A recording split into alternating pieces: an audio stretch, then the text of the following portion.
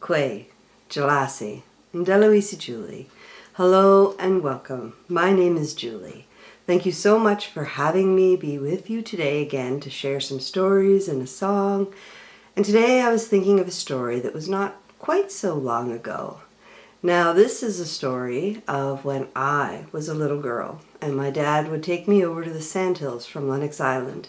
And those were the times that I remember with such joy. We would spend so much good time together. We would get berries, we would play in the sand, we would swim, and at night he would tell me his stories of long ago.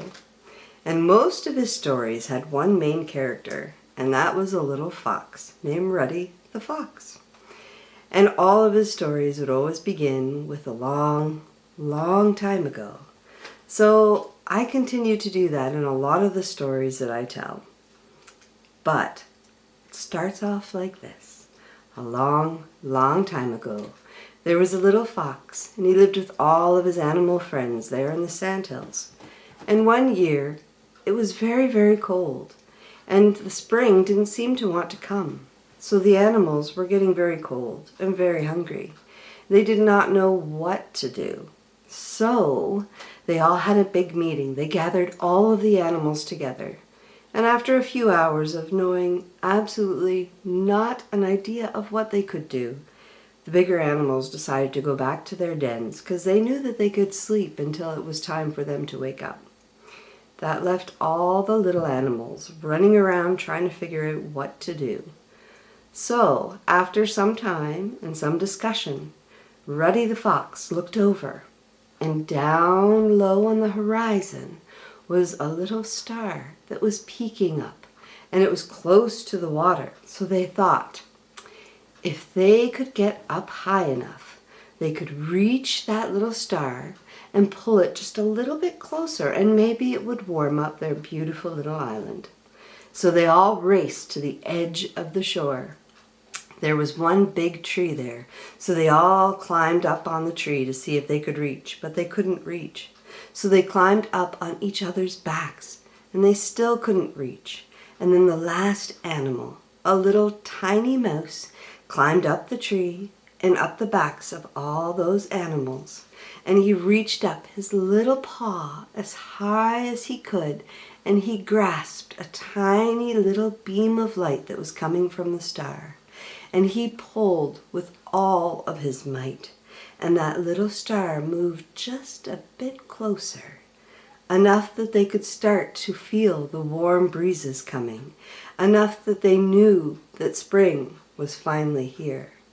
The animals believed in that little mouse, and my father would say, and I believe in you. No matter what size you are, you can change the world, or at least the world around you. Now, because last weekend was Valentine's Day, I thought today for a song I would share our love song. Now this was a song that was gifted to us by an elder. I think it was a couple years ago, and it's a traditional Mi'kmaq love song. Now a Mi'kmaq man would sing this song when he thought it was time for him to find a wife, and then hopefully a beautiful maiden would sing the song back to him. And then they would sing it together. But it goes like this.